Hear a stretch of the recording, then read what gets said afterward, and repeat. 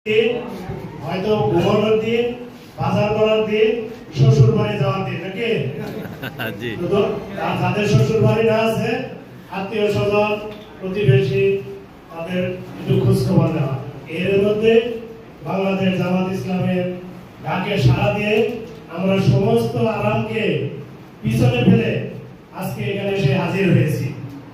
এখানে তো সারাদিনের জন্য আসি না, নাকি অল্প কিছুক্ষণের জন্য এসেছি এইখান থেকে কিছু নিয়ে যেতে। এখন এইখানে এসে যদি বাড়ির ঘুম দিয়ে দিই আর বাজারের চিন্তা করি তাহলে কিছু নিতে পারবো? এই কষ্টই রয়ে যাব। যেহেতু এখানে কষ্ট করে এসেছি, এইখান থেকে আলোচনা হবে। আমাদের সৌভাগ্য, পূর্ববর্তী মেহমান সবসময় একটি কথাই বলেছেন যে আসলে আমরা কল্পনাও করতে পারিনি এই ভরাডুবা স্কুলে হল তো দূরের কথা, এখানে একটা কর্মী টেস্ট করার চিন্তাও করা যায়নি। তাহলে সেই পরিস্থিতি থেকে মহানবুল আলামিন আমাদেরকে এই পরিবেশে এনেছেন, তাহলে এখান থেকে শুকরিয়া আদায় করে কিছু অর্জন করতে হবে। আর এই অর্জনের জন্যই কিন্তু আজকে এই শিক্ষা শিবির মানে আমাদের এখান থেকে কিছু শিক্ষা গ্রহণ করতে হবে, সেই শিক্ষা নিয়ে আমাদের সমাজে প্রয়োগ করতে হবে। সম্মানিত উপস্থিতি, ইতিমধ্যে আপনারা দেখছেন আমাদের আজকের এই শিক্ষা শিবিরের সম্মানিত বিশেষ অতিথি বাংলাদেশ জামাত ইসলামী ভালুকা উপজেলা শাখার সম্মানিত আমির এবং ময়মনসিংহ 11 ভালুকা আসন থেকে বাংলাদেশ জামাত ইসলামের মনোনীত প্রার্থী জননেতা জনাব সাইফুল্লাহ পাঠান ফজলু ভাই এসেছেন, আমাদের মাঝে আলোচনা করবেন। আমাদের আরেকটু সৌভাগ্য যে আমরা এইখানে একজন কেন্দ্রীয় মেহমান পেয়েছি আলোচনার রাখবেন। সেই কেন্দ্রীয় মেহমানের আলোচনার আগে আমরা একটু জীবাণু যাদের ভাব আছে এইখান থেকে আমরা দূরে সরে যাব।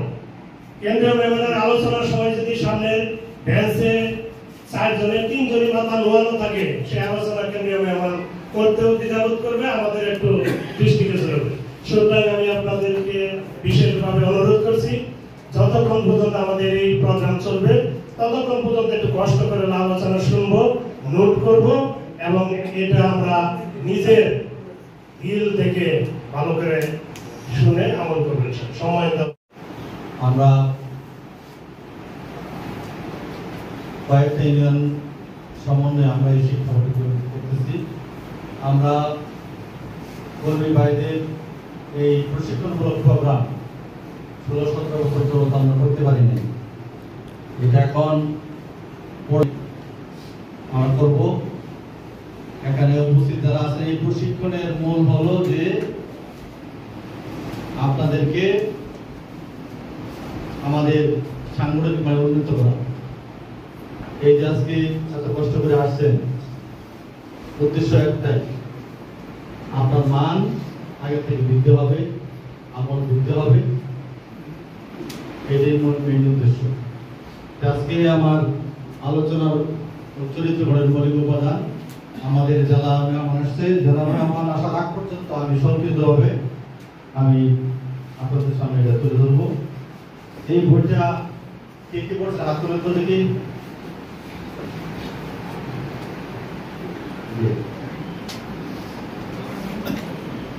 অনেকে পড়েন না এই বইটা, চরিত্র গঠনের মৌলিক উপাদান,